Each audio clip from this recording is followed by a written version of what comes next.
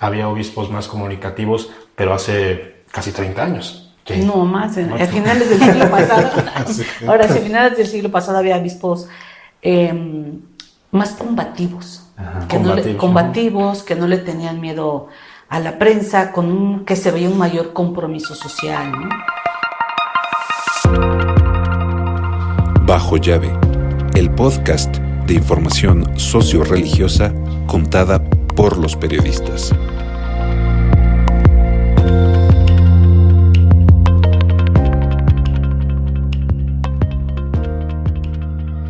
Pues amigos, amigas, bienvenidos, bienvenidas a su episodio semanal de Bajo Llave, después de algunos percances tecnológicos que ya no les contaremos, pero para no aburrirlos, ¿verdad? Pero como cada semana nos da muchísimo gusto recibirlas a todas en un tema que seguramente va a dar mucho de qué hablar en esta semanita. Nos acompaña como siempre Juan Pablo. ¿Qué tal? Saludos a todos, acompáñenos aquí en Bajo Llave. Los percances tecnológicos los pueden ver en las redes sociales, ¿eh? Sin duda. Lilian Reyes. ¿Qué tal, amigos de Bajo Llave? Y bienvenidos a otro episodio que seguramente les gustará mucho. Hola, ¿cómo están? Bienvenidos. Y soy Felipe Monroy. Esta semana en México se realizará la 120 Asamblea Plenaria del Episcopado Mexicano. Es una reunión semestral de los obispos católicos de México en la Casa Lago, en el Estado de México. Es un búnker, se reúnen allí para discutir diferentes temas, pero para compartirle a la audiencia en qué consiste, querido Juan Pablo, esta Asamblea del Episcopado Mexicano. Bueno, es el encuentro de todos los obispos que hay en el país, obispos, arzobispos, tanto obispos auxiliares, que son los que apoyan al obispo titular o arzobispo titular, obispos también eméritos, que son quienes ya pasaron al retiro. Los obispos son los líderes de las iglesias locales en cada región del país. Son 98 diócesis que hay en todo el territorio nacional. Cada una es encabezada por un obispo o un arzobispo. Entonces todos ellos se reúnen 2 veces al año allá en el Estado de México para pues analizar la situación actual del país y también de cada una de sus regiones, de sus diócesis o arquidiócesis respectivas, como es la Arquidiócesis de México, que es la que abarca gran parte de la Ciudad de México. Entonces, en representación de esta arquidiócesis va el cardenal Carlos Ayarretes y también va acompañado por los obispos auxiliares. Maru. Pues sobre la asamblea ellos hacen un balance de su trabajo semestral que han hecho o anual, dependiendo cómo ellos hayan establecido sus proyectos pastorales. Generalmente y principalmente es revisar sus proyectos pastorales. Sin embargo, hacen un análisis también de la situación que vive el país, política, económica, y dependiendo del tema que vayan a tratar, siempre tienen a un invitado especial o invitados especiales que son especialistas, académicos, incluso han tenido por ahí algunos periodistas también, pues les informan, les hacen reflexionar sobre los temas que el México actual está tratando, ¿no? Lilian. Pues también decir que estos obispos, esta reunión, tienen ellos unas comisiones en los que también llevan asuntos específicos y también aprovechan esta reunión como para rendir cuentas de qué han hecho en cada una de esas comisiones que tienen a sus cargos. Sin duda, pues en efecto, la Asamblea Plenaria del Episcopado Mexicano sucede 2 veces al año, ya lo mencionaron. Los obispos se reúnen para poder analizar algunos de los aspectos más importantes del país y también de la Iglesia. Pero para sentarnos en quizá ya en este 2026, en esta primavera, después de la Semana Santa y la Pascua, ¿qué temas quizá creen que estarán presentes en el Episcopado Mexicano en esta asamblea plenaria de esta próxima semana? Pues creo yo que un tema fundamental, y viendo el contexto de la semana anterior, es el de las desapariciones. Vemos el informe que se presentó por parte de una de las comisiones de la Organización de las Naciones Unidas, de la ONU, el cual fue muy desacreditado por las instancias del gobierno de la 4T.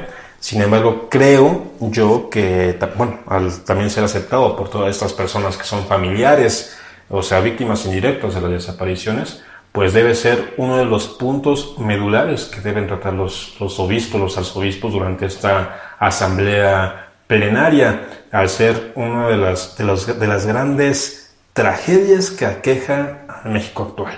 Entonces las desapariciones creo que debe ser un punto toral para que partan y para que analicen cada uno de los obispos, dependiendo de sus contextos y regiones en donde que dirijan. Yo no creo que el tema de los desaparecidos esté en la agenda de esta asamblea. Concretamente, ¿no? Sí, concretamente no lo vislumbro así, como que un tema en especial a tratar. Sin embargo, yo siempre he sostenido que la Iglesia Católica, la jerarquía católica llega tarde a este fenómeno de la desaparición, ¿no?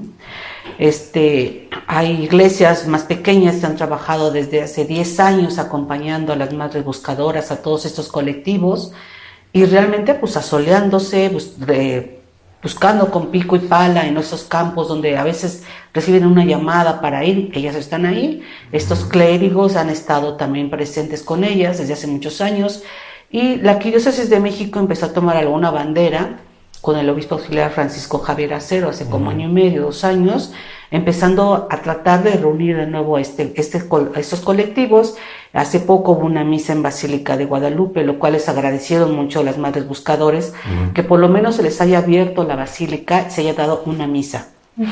Pero aún así yo no encuentro una estructura dentro del episcopado mexicano que sea para atender y escuchar a todos estos colectivos o aparte de las madres buscadoras, ¿no? Sí, como que a veces este tema se engloba como en un gran paraguas de la famosa construcción de paz, ¿no, Lidia? Exactamente, justo era lo que iba a comentar, que como tal en la agenda seguramente vendrá como construcción de paz y englobará el tema de violencia, desapariciones y pues todo este contexto de inseguridad que hay actualmente en el país.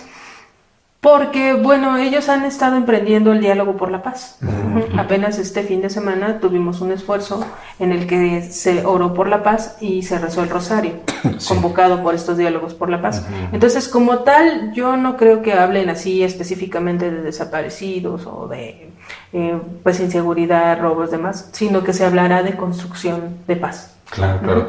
Y quizá son entre estos y otros temas quizá los que están lejos de la agenda quizá episcopal, ¿no? Por supuesto, como bien dice Maru, en el tema de los desaparecidos llegan tarde, pero bueno, medio están. Pero ¿qué temas en realidad no están presentes en el episcopado mexicano en los últimos años? La infancia. Yo creo que es un tema que les ha hecho falta. No infancia como el catecismo que se debe aplicar, porque en este tema pastoral, es básico, han estado trabajando, pero más allá, ¿qué ofrece los obispos? ¿Qué le ofrecen a la infancia? ¿No? Yo no veo que estén trabajando una defensa hacia una bandera fuerte como en otros países en contra de los abusos sexuales de los sacerdotes a los pequeños, ¿no? Si yo no veo un tema fuerte, ni siquiera en esto que les ha golpeado tanto como los abusos sexuales. No, y es que de repente al hablar de la infancia parece que solamente son esa porción de la sociedad para transmitirles la fe, ¿no? Y se dice, ¿no? Que hay que transmitir la fe a las nuevas generaciones, y esta palabrita de nuevas generaciones es como muy etérea, ¿no? Como que no alcanza a cuajar en una persona concreta. Y yo creo que sí, ha habido un gran distanciamiento de la realidad de los niños, niñas y adolescentes, y que tampoco está muy presente en su manera de abordar los temas o de comunicarlos, que esa es otra de las inquietudes. Pero, Lilian, ¿qué otros temas crees que merezcan estar en la agenda de los obispos y que tristemente no están? Retomando lo que decíamos hace un rato sobre las desapariciones, creo que hace falta escucha. No se ha trabajado bien en tener suficiente atención a los fieles.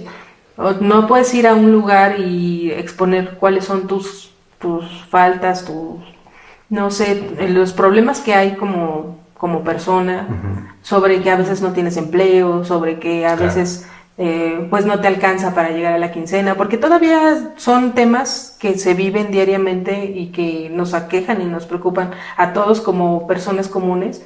No solo la inseguridad, porque también a muchos nos afecta la inseguridad de que a veces sales muy tarde del trabajo y te robaron y entonces eso complicó todo tu día o toda tu quincena.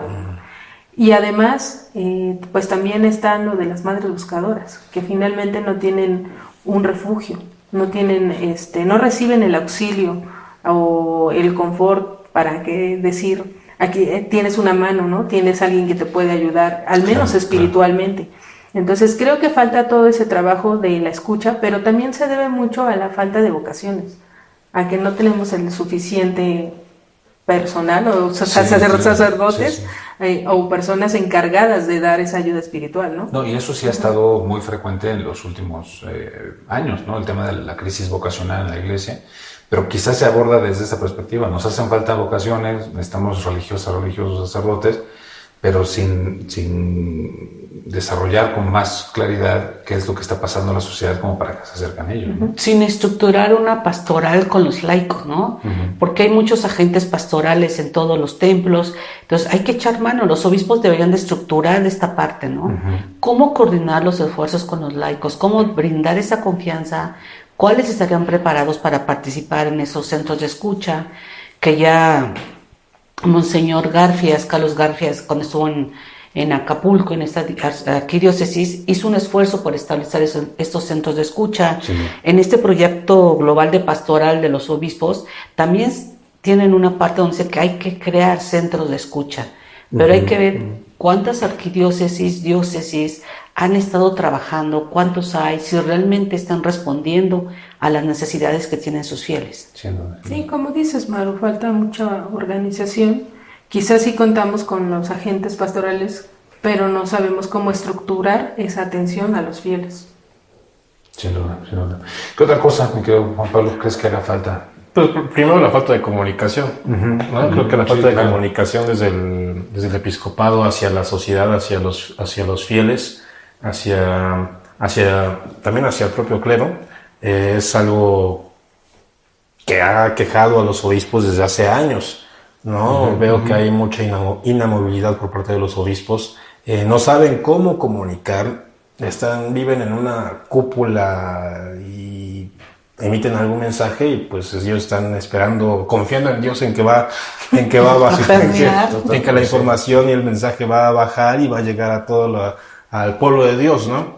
Entonces creo yo que la falta de comunicación por parte de los obispos, la falta de confianza con los medios de comunicación es también algo muy importante que ha faltado en los últimos años. Platicábamos con Maru, ¿no? De que pues tal vez había obispos más comunicativos, pero hace casi 30 años. No, más, a finales del siglo pasado. Ahora, a finales del siglo pasado había obispos más combativos. Combativos, que no le tenían miedo a la prensa, que se veía un mayor compromiso social, ¿no? Que realmente hablaban y veías que en sus diócesis estaba trabajando. Ahora, realmente este trabajo no es muy visible y aparte que los obispos pues no les interesan los medios de comunicación. Yo recuerdo en algunas asambleas que se tardaban en salir los obispos a la conferencia de prensa y nos decían es que ningún obispo quiere salir a dar la conferencia, ¿no? O sea, desde ahí ninguno quería salir a dar la cara. Ni siquiera porque nos iban a decir qué es lo que habían tratado o a medio decir lo que trataban. No, ellos lo que le tenían miedo eran las preguntas de los reporteros. Sí. Y es que en verdad estas asambleas plenarias, en este caso la 120, ¿no? La 120 son tal cual bajo llave. O sea, a diferencia de otras asambleas de obispos como en España, en Estados Unidos, estas son herméticas, completamente cerradas. Los periodistas llegamos tal cual por invitación y en un autobús, porque es en el Estado de México, en Lago de Guadalupe. Entonces allá se hace un búnker en donde pues para encontrar a los obispos está bastante complicado. Primero perseguirlos y luego que y luego que quieren responder. Primero entrar. Sí, porque explícales, es un búnker eclesiástico que lo comentábamos, ¿no? Está amurallada toda la protección. Sí, les decían también, se puede llegar a pie, pero después de caminar unos 30 minutos a descampado, ¿no? Y encuentras un portón con vigilantes que si no vas con previa cita no puedes pasar. Entonces pues te quedas afuera del portón, ¿no? Sí, es terrible, pero además en el pasado, y lo comentaba Maru también, la conferencia de prensa, el acercamiento con los periodistas se hacía en un espacio en el mismo edificio donde convivían los obispos y trabajaban durante la asamblea, entonces era como más natural encontrarte con ellos, haciendo lo que están haciendo en la asamblea. pero de unos años para acá se construyó un anexo lejano al edificio donde conviven los obispos para que los periodistas literalmente no se crucen con los obispos, no haya manera de verlos ni siquiera de lejos. Y esto me parece que es este síntoma de distanciamiento, de lejanía del episcopado, pues sí, con los medios de comunicación, pero también quizá un poco con la sociedad misma. Sí, totalmente. Totalmente ponen una barrera, los obispos están poniendo una barrera. Una reja, sí. Es sorprendente, es una reja dentro de un complejo ya amurallado. Sí, o sea, si la Suprema Corte es lejana, el episcopado también es igual o peor de lejano. Pues bueno, y ahora, ¿quiénes son los protagonistas un poco de la asamblea? Evidentemente está el presidente de la conferencia del episcopado, Ramón Castro Castro, el secretario general, Héctor Mario Pérez Villarreal, está también el tesorero, que es el arzobispo de San Luis Potosí, Jorge Alberto Cavazos Arizpe. Están quizá como protagonistas estos personajes siempre cercanos a la Secretaría General, que es la Comisión Episcopal de Pastoral de la Comunicación, que lleva la parte de comunicación institucional, y ahí están algunos obispos y voceros. Pero ¿cómo llegan estos obispos a esta asamblea? Es decir, estos personajes, pues, ¿qué tan visibles son en nuestro 2026? O sea, Ramón Castro Castro, Héctor Mario, Jorge Cavazos Arizpe, ¿qué tan visibles son como líderes de este colegio episcopal mexicano? Pues el más visible es el presidente, que es Ramón Castro Castro, el obispo de Cuernavaca, ¿no? Pero pues era visible de un poquito antes, cuando era secretario general, pero ahorita como presidente también está totalmente alejado de los medios. Solamente yo le he escuchado algunas entrevistas en algunas radiodifusoras o televisiones que él considera que son las de mayor impacto, pero a otros medios no los da. Conferencias de prensa pues, se han suspendido. El secretario general tampoco da conferencias de prensa, es muy poco visible. Sacan algunos comunicados, algunos combativos, sobre todo en contra de la 4T, que ha sido una dinámica que Ramón Castro y Castro Monseñor ha seguido durante todo, desde que era secretario general y ahora como presidente, ¿no? Y más allá, no se conocen a los obispos, ¿no? Por ejemplo, al sacerdote que está encargada de la pastoral de comunicación o al obispo, pues no se les ve visible. Antes yo me acuerdo a un padre, Omar Sotelo, claro. Era muy activo, se le conocía quién era. Un padre también legionario de Cristo, que también se le conocía mucho, que él era el secretario que estaba a cargo de esta área pastoral, pero ahora no los conocemos, ¿no? O sea, simplemente hasta ellos, que son los encargados de la comunicación, están alejados de los medios. Sí, eso sí es una pena.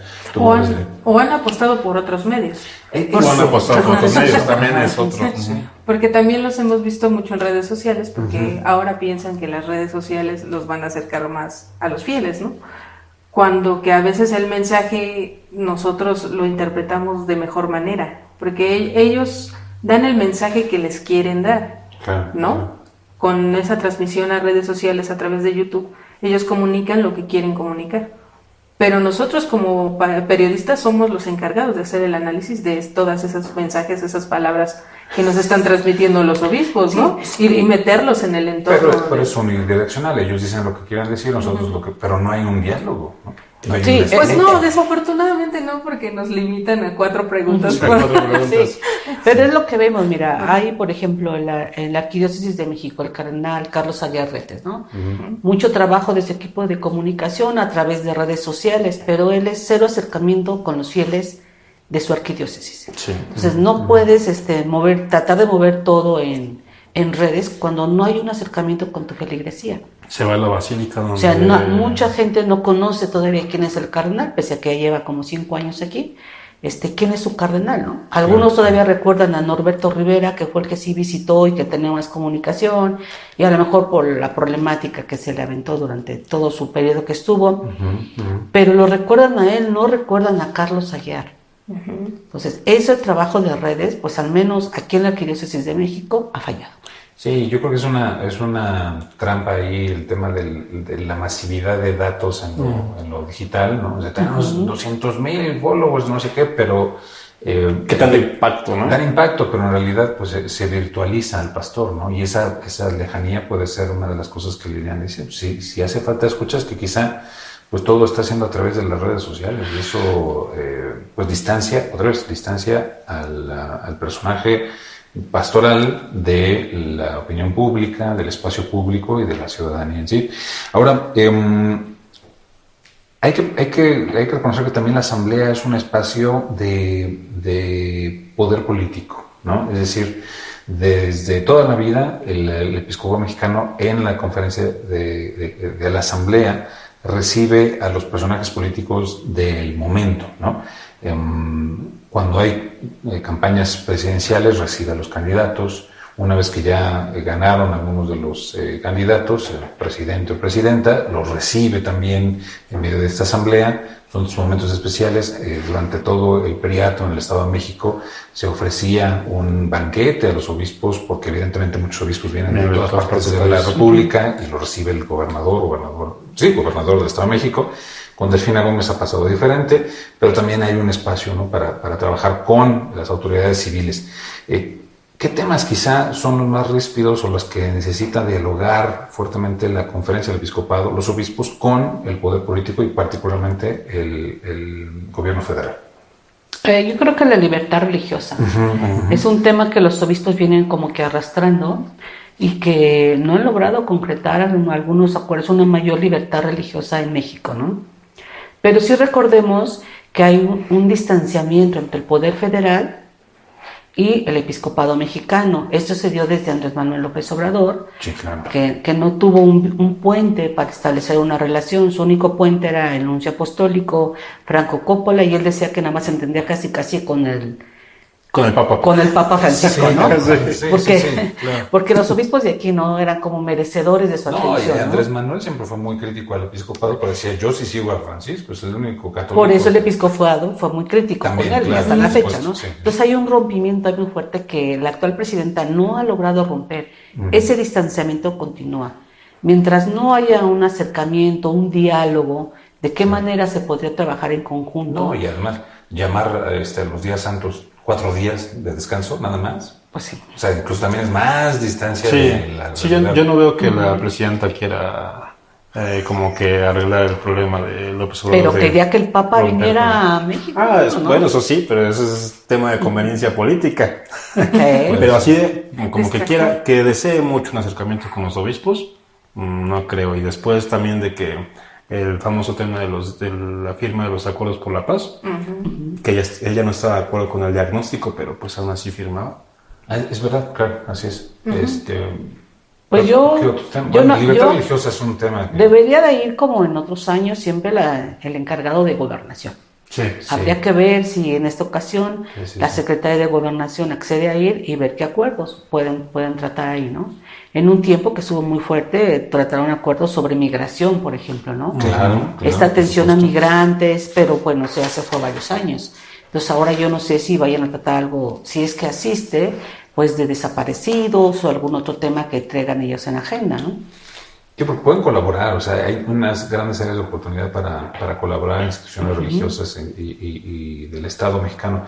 Pero ¿qué otras carencias crees, querida Lilian, que no han sido abordadas suficientemente en esa relación? Pues venimos de la fractura, que es evidente. Incluso hace unos meses acudimos a un evento, Maru y yo, y escuchábamos al obispo auxiliar Acero, que decía que aunque hay mayor disposición de esta administración para atender temas como la violencia, las desapariciones, pues sí faltaba todavía un acercamiento, ¿no? Que realmente hubiera un genuino diálogo, una disposición por parte del Estado de pues ver este tipo de colaboración, que él sí lo veía posible, pero que parece que del otro lado todavía no la había, ¿no? No existía todavía esa oportunidad. Entonces, pues seguramente habrá que exponer en esta reunión de obispos que el tema de inseguridad sigue, que esperemos que no disminuya o no quede cegado por el Mundial de Fútbol. Bueno, claro, sí, también es otra preocupación mías. Por supuesto. Pero bueno, viene un evento internacional y pues sin duda la inseguridad será uno de los temas fundamentales que tendrán que tocarse y que tendrán que ponerse pues sobre la mesa para que no lleve también una consecuencia internacional, ¿no? Que digan, no, pues no vayas a México, ¿no? Seguramente. Ya llevamos muchos años Sí, que sí. no vengan a México. Pero a ver, Felipe, Ajá. tú tienes como que los temas más concretos que se van a tocar. Platícanos, Los temas a ver, más concretos. algunos. Sí. No, la verdad que desde Sí, hace... La agenda. No, desde hace muchos años, desde el 2016 que viene el Papa Francisco en la catedral, se dicen varias cosas y no es la más famosa, pero sí le dice a los obispos, hagan un plan. O sea, ustedes tienen todo, como el clásico de México tiene todo, ¿no? Tiene ríos, Si no mares, son playas. guapos. Ajá. No, ustedes tienen todo, tienen todavía una feligresía que cree, tienen una juventud pujante, tienen unos niños y jóvenes y adolescentes que tienen mucho para dar. Me sorprende que no tengan un plan. Entonces el Papa le dice, hagan un plan. Y en efecto los obispos se encierran durante varios años a trabajar y escribir este proyecto global de pastoral, que aquí lo tenemos. Aquí lo tenemos para que vean. Este plan, este proyecto global de pastoral, pues fue difícil de hacerlo, ¿no? Pero además, una vez que se aprobó y lo votaron todos los obispos, parece, y me da la impresión de que se olvidó mucho. Pero obviamente está traspasado por la pandemia y muchas otras cosas, pero aquí yo les decía hace rato, así como les hacen a los políticos en las convenciones de libros y les preguntan cuáles son sus 3 libros favoritos y se hacen bolas en no contestar ninguno, yo apostaría que si le preguntamos a los obispos de México cuáles son las 6 opciones pastorales o las opciones ya concretas de trabajo, no las van a poder enumerar. O sea, Ahí las 6 menos nos van a querer dejar pasar. no, bueno, sin duda, pero ¿a qué me refiero? Que ahí hay un proceso, hay una serie de acuerdos que se hicieron en el interior del episcopado y que quizá no son fáciles de instrumentalizar a ras de suelo, ¿no? Y ahí es donde quizá falta mucho. Con el Papa León XIV, cuando llega, dice, recuperemos de Francisco la sinodalidad, ¿no? Trabajar juntos, caminar juntos. Y entonces seguramente en la asamblea habrá un momento para hablar de cómo funciona la sinodalidad. Estoy convencido porque es lo que un poco se saca de la chistera de siempre. Dice, bueno, esto es lo que el Papa nos está pidiendo. Ahora, pero más allá de así se trabaja juntos, es decir, ¿en qué cosas vamos a trabajar juntos? ¿No? Y que ahí comparto lo que ustedes vienen diciendo, en donde se tiene que trabajar, por supuesto que es en la transmisión de la fe, pero pensando que los individuos y las individuas infantes son personas, ¿no? Y son de otro siglo y tienen otras necesidades y otras realidades. En el tema de la construcción de paz, pero no solamente en los acuerdos o en los discursos con los políticos, sino a ras de suelo con los centros de escucha, como bien dijo Lilian, y con trabajo bien a ras de suelo con madres desaparecidas, por supuesto, migrantes, víctimas de violencia, etc. Y en el tema quizá de las carencias persistentes en el pueblo mexicano que tienen que ver con pues las economías, ¿no? La verdad es que a pesar de muchos avances que ha habido en materia de justicia social, pues sigue habiendo grandes carencias económicas y yo creo que desde esa perspectiva también poco se sabe qué hacen la pastoral social, Cáritas, en fin, todas estas áreas que seguramente están trabajando pero poco se sabe o quién sabe, en una de esas están en crisis, no reciben donativos, como lo sabemos que sucede con muchas asociaciones, y pues no se puede hacer mucho, o no sabemos qué está pasando. Entonces, una de las grandes crisis que quizá tengamos que atender y que se tienen que atender los obispos es estas áreas, ¿no? Cómo aterrizar sus grandes proyectos en cosas concretas. Y una de las cosas que yo creo que sí pudieran hacer, pero no se ha hecho, es empezar acercándose a los periodistas, ¿no? Diciéndole cuáles son las broncas que tienen ellos y cuáles son las broncas que tiene la sociedad y ver de qué manera, dialogándolas, alguna cosa se pudiera ir atendiendo, ¿no? Eso es lo que yo creo que puede suceder. En el proyecto global de pastoral se dice que en una parte donde dicen que los obispos se deben de quitar las sandalias, ¿no? Sí. Pues la verdad yo no veo que muchos obispos se las hayan quitado, ¿no? Yo veo todavía un alejamiento. Con botines, Ana, Con botines. O un alejamiento con la feligresía. Sí. Yo les digo muy claramente, Carlos Aguirrete, el cardenal de la Arquidiócesis de México, el acercamiento que podría haber tenido en catedral, él cambia la sede, se va a la Basílica de Guadalupe, donde entra a través del estacionamiento y elevador, nulo acercamiento con la feligresía. Y donde no hay comunidad parroquial, o sea, hay mucha gente, pero siempre es gente diferente, ¿no? Sí, entonces a eso me refiero. ¿Cuántos más obispos hacen esto también en sus diócesis? Yo no digo que algunos pueden tener mucha cercanía, saldrán después de las misas a platicar, acercamiento, pero yo creo que son contados los obispos que realmente tienen un acercamiento con su feligresía, y eso es lo que les está haciendo falta. No nada más es que no tengan un liderazgo, y si lo tienen, no se nota de la mayoría de ellos. Sí, es todo un tema. ¿Tú cómo ves, Diana? Pues otro tema creo que también serán los bienes eclesiásticos, que lo toquen, porque sí hay falta de mantenimiento en muchas de las iglesias, incluso se han frenado obras, y pues seguramente tendrán que exponerlo para obtener los permisos relativos con el INBA. Con el INA, con el INBA. El INBA también, sí. Con el INBA, como 200 instituciones. Sí, para que se realice todo, y pues porque muchas de ellas son patrimonio, ¿no? Sí, pues, obviamente todos los templos previos a 1892 son propiedad de la nación, muchos son históricos, necesitan mantenimiento. Sobre todo los dañados, por ejemplo, la ruta de los conventos, que fueron dañados durante el sismo de 2017, pues creo yo que la mayoría sigue, pues no muy bien. Comentaba Maru que ya había una... Sí, el episcopado hizo un informe de cuántos templos fueron dañados y las estructuras que habían sido dañadas. Pues realmente yo creo que la mayoría no han sido atendidos, pero en el centro histórico ya desde hace muchos años, desde que estaba el cardenal Norberto Rivera Carrera, se hizo un programa de adopta un templo. Claro. Entonces algunos templos que se pueden haberse ya reconstruido en el centro histórico ha sido gracias a los empresarios, ¿no? A que se ha juntado este dinero porque alguna empresa adoptó ese templo y le está invirtiendo para que se recupere. Pero pues habría que darle seguimiento a este informe, a ver realmente cuántos templos se han reconstruido, ¿no? Sí, ¿no? Y bueno, también el hecho es que en un momento de la vida del país en donde se invierte realmente poco en mantenimiento general, es decir, en infraestructura cívica y de todo, carreteras, etcétera, pues quizá el tema de la recuperación de los templos o el mantenimiento de los templos que son propiedad de la nación queda muy distante quizá de las prioridades, ¿no? Pero sí queda también muy claro que estos sitios históricos, religiosos y simbólicos, pues son parte también esencial muchas veces de la vida social, ¿no? De los mercados, del turismo, en fin, hay muchísimas cosas que suceden alrededor de los templos y que no se puede minimizar. Y que los permisos no son fáciles, ¿no? Por ejemplo, hay un templo que ha sido dañado por vándalos, la pared, únicamente la pared exterior, y no sé, llevan 3 meses solicitando permiso, únicamente para hacerle una manita de pintura a esa pared que dañaron. Pero es que no es cualquier pintura, ni es cualquier pintor. Entonces, seguirán vandalizando los templos, porque no se agilizan esos trámites burocráticos, ¿no? Sin duda.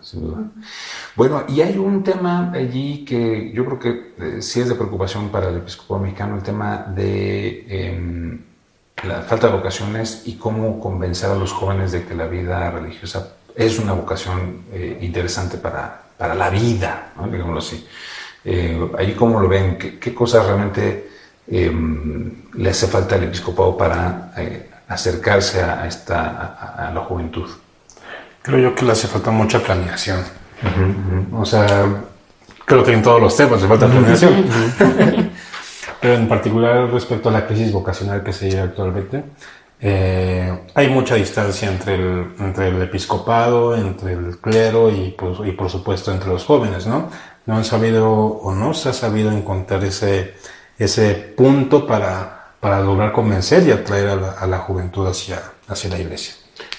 Pues es un punto importante porque no sé por qué algunas iglesias evangélicas lo han logrado, ¿no? Por ejemplo, Pare de Sufrir, yo veo viernes, sábado, domingo, hay una iglesia cerca de mi casa, pues que pasan jóvenes uniformados, además también jalan a muchos niños, llegan en camiones, llegan en combis, en lo que sea, que vienen de otras partes, pero hay mucha juventud en esas iglesias.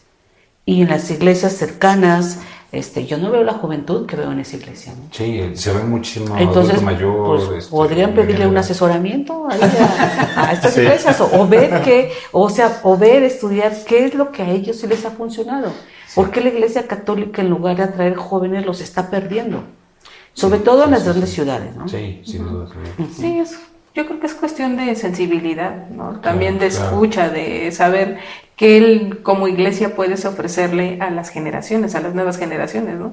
No es cuestión de tradición nada más, sino de también pues hacer tu labor pastoral. De decir, mira, aquí nosotros como iglesia te ofrecemos esto y esto y esto, Claro. y evangelizar, ¿no? Realmente la evangelización, porque también ahora con estas cosas de las catequesis que duran 2 o 3 años, Sí, y luego la sí, confirmación, sí, que claro, también otros 3 claro. años. Todos los trámites. Sí, se vuelve muy burocrático el asunto, y entonces también esos jóvenes dicen, no, pues ya no quiero hacer la primera comunión, ¿no? Ya mejor me lo ahorro, mejor no voy a... Los jóvenes o los papás. Sí, de también. ellos mismos, Sí, también. No te vayas a meter tanto tiempo allí. Sí, exactamente. Entonces, En fin, bueno, pues ya escucharon, en verdad ahí los obispos serán más o menos unos 150, 160 obispos, ya contando residenciales, eméritos, auxiliares, etcétera, añadidos, porque además van otros representantes de las diferentes instancias episcopales, la Universidad Pontificia de México, el Colegio Mexicano en Roma,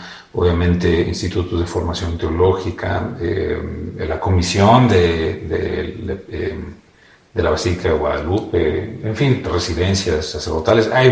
Es un mundo de lo que sucede en medio de la Asamblea Plenaria de los Obispos. Y por supuesto estaremos muy al pendientes, ya a manera de conclusión y para compartir con nuestra audiencia y con nuestros queridos señores obispos que seguramente escucharán el podcast. ¿Cuáles son quizá los acentos que creen que deberían tocar el episcopado mexicano y que no deberían pasar muy por encima ni muy de largo? Pues primero que dejen de pensar que el cielo es azul y blanco y dejen de tener miedo y se pongan a trabajar, ¿no? Sí.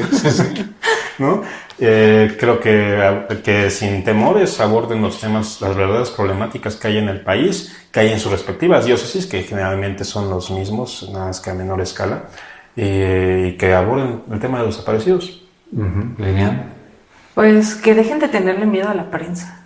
Nosotros Sí. también queremos enterarnos de qué es lo que discuten, de en qué tienen diferencias, en qué coinciden, en qué avanzan. O sea, creo que todo eso es importante. Nosotros también podemos comunicarlo, porque también nosotros tenemos un papel como comunicadores. Sí. Y pues podemos ayudarles también a eso, ¿no?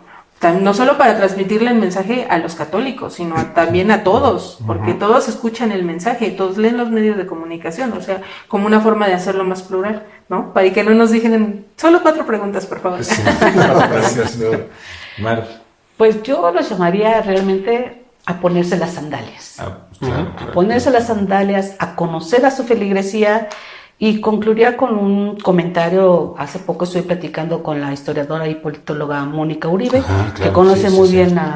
la jerarquía católica desde hace muchos años.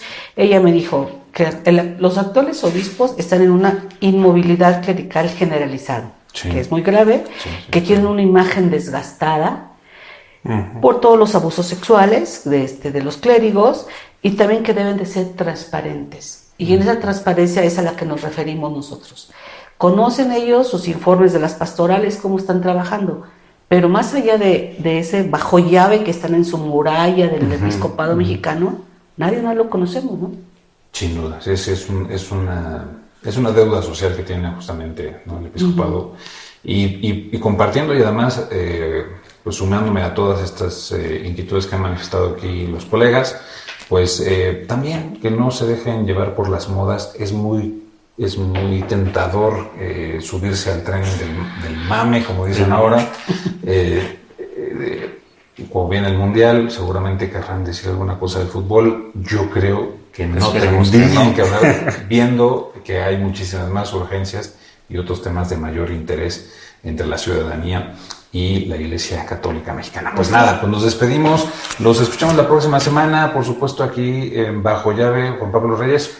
Escríbanos, denos sus comentarios, estamos al pendiente. Saludos. Lilian Reyes. Hasta la próxima, amigos. María Eugenia Jiménez. Hasta la próxima. Mándenos algún tema que ustedes quieran que tratemos y con mucho gusto lo analizamos. Soy Felipe Monroy y nos esperamos ver y escuchar Aquí en Bajo Llave. Bajo Llave. Ahí.